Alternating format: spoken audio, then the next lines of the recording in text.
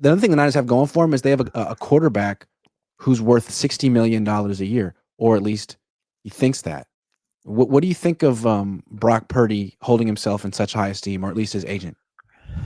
Okay. Before we went on today, I told Iggy this. I looked up some of his stats. He is not other seasons. I'm only talking about this season.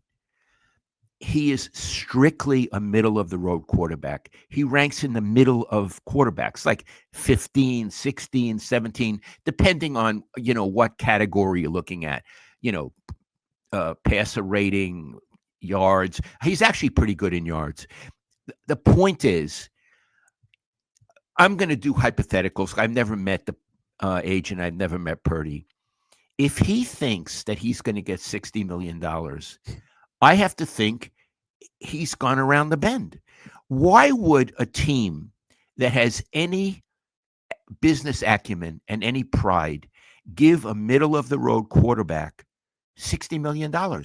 I would even go further, Riggy. Why would you give him $30 million? Yeah. Why would you give him $20 million? Yeah. I For mean, what? you could give him one of these contracts, which is really backloaded and not guaranteed, which is probably what they'll do. And it'll look like he's getting a lot of money, but he's not. But what I would do is I would say, kid, we were really thinking of giving you a lot of money, and I know you want it. It didn't work out this season. You still have a year to go on your contract. What we would like is for you to play out this last year season on your contract. And we'll tell you, if you are the quarterback you think you are, we're going to take care of you for life. But we're not going to do it now. So suck it up. You couldn't prove to us against the Rams that you were the quarterback that we need. You couldn't prove it. Nor could you prove it against the Chiefs in the Super Bowl. Right. You can't prove it. So we don't want to do that. No. You have a contract. A contract is binding. Play out your contract, and then we'll talk. And if you really have, your beautiful passes over the middle and your read defense is great, if you come back to what you were, we're going to set you up for life. But we're not going to do it now. We're not going to make the mistake with you that we made with Williams, CMC, and Deebo Samuel, and Ayuk. We're not going to do that anymore. And I'm sorry that you're the one where we draw the line, but we're drawing the line. Would you do that, Iggy? Absolutely. And I think it's they should have drawn the line last year, but it's appropriate that it's with Brock because he wants $60 million a year. He would be the highest paid player on the team, maybe the highest paid player in the league, the highest paid player in franchise history. He doesn't deserve that. Maybe next year he'll earn it, but he does not deserve that distinction on the team in the pantheon of Niners greats because he's not a great player. And I'm going to add one other thing. Whenever I go through YouTube and there's a video with Steve Young, he's so smart and he's so articulate. I'm just crazy about Steve Young. So I told Iggy about this. He made such an interesting point. He said, look at Purdy's contract, what he wants. I'm paraphrasing, see if I get it wrong, please forgive me. He says, let's say he wants a lot of money. Okay, he wants a lot of money, but that would mean they couldn't pay perhaps other really good skill players because the money is now going to the quarterback. Steve said, Brock is not the kind of quarterback like Josh Allen or Mahomes who can win a game on his own. He needs excellent skill players around him, like all the people who got hurt. But eventually, if they pay him that much, they can't have those players around him. And he's not the quarterback who can do it on his own. So getting all that money would hurt Purdy's performance. Yeah. Yeah, it'd be one thing if he was like a player they drafted with the first pick in the draft and the whole league wanted him. And you could see that he had the kind of traits that he could become great one day. They're not invested in him like that. He was their last pick. He burst onto the scene and had a nice run. If it goes away, wouldn't you look at him with skepticism? Like maybe you are the quarterback that we passed on 1,000,000 times and the league passed on 1,000,000 times. Maybe that's who you are and you just had like a good year. And he had great players around him. When he doesn't anymore, he's an average quarterback. So what I'm saying is the Niners not only should think seriously about this, Iggy, they should have been thinking seriously about this contract for a year. Yep. They need to think ahead. They should have thought seriously about those contracts they caved into in training camp. They should have had a plan a year before that.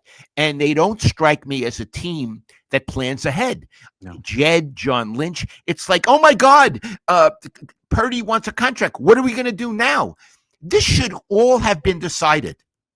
And it also feels like, well, we don't want to upset Purdy. We don't want him to hold out. It's like, look at Minnesota. They gave so much money to Kirk Cousins throughout the years, and it got him nothing. And eventually they finally figured out, like, this is no way to build a team. You can't give a good quarterback great money. So they got rid of him. They drafted a quarterback in round 1, and they signed Sam Darnold to a cheap contract. And now he's having a great season, but they're not desperate like the Niners. They're not eager to extend him. They haven't even offered him an extension yet. They're looking at him like, that's cool. We'll see what you do in the playoffs. We also got this rookie. We also just signed Daniel Jones to the practice squad. We'll see how much money you want, but we're responsible for making you good, and we might be able to do this again. I really admire how confident that franchise is, and it's in what world are the Vikings more confident than the 49ers? Yeah. What I would say, Iggy, the Vikings, and I admire them as an organization, as I do Green Bay, they run themselves, the Vikings, like the Bill Walsh, George Seifert, Eddie, Carmen policy 49ers ran themselves. They're more like the 49ers in terms of an organization than the 49ers are like the 49ers. Yeah, I completely agree. Yeah.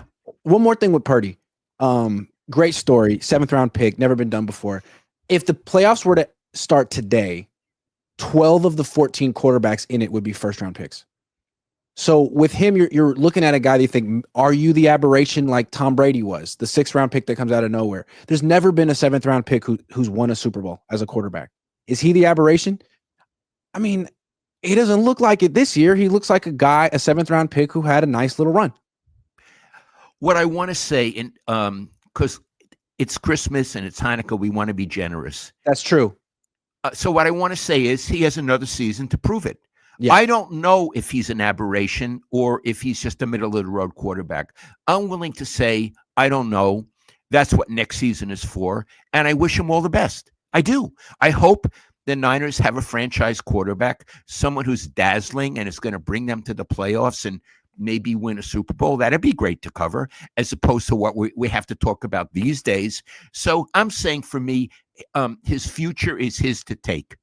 Can he? And I would like the Niners to bring in a backup who's similar to Darnold when they brought in Darnold, a guy who was a first round pick and hasn't played for a good team and could benefit from being on the 49ers the way Darnold did, not Josh Dobbs and Brandon Allen. I think that's like bare minimum.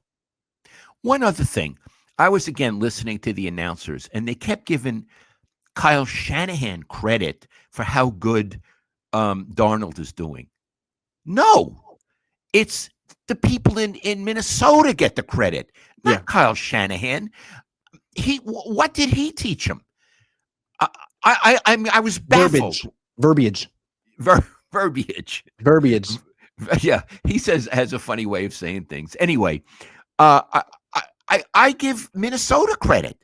That head coach is so good, Iggy. What's his name? Kevin O'Connell. KOC. He's so confident. He has a nice smile. Yep. He's really a good coach. I think maybe he gets the credit and not Kyle Shanahan. I don't know why the announcers were giving him all that much credit for Darnold. That's a good question. You know what's interesting about KOC to me? He was a quarterback in the league. He was a backup quarterback. He was drafted by the Patriots. And so he sees the game through that lens. And I think he has a better sense of what a struggling quarterback needs to succeed than Mr. former Texas wide receiver Kyle Shanahan. I would have to agree with that 100%. Again, I don't want to bash Kyle. Nice day. It's Christmas. Christmas. It's Christmas. But he doesn't seem to have a feel for quarterbacking the way Bill Walsh did. And Bill Walsh wasn't a quarterback. He was a wide receiver at San Jose. But Bill really saw the game through the quarterback's point of view. And I don't think Kyle does. He sees plays, but he doesn't see the game through the quarterback's point of view. Otherwise, he would have better protection for the quarterback. That's true.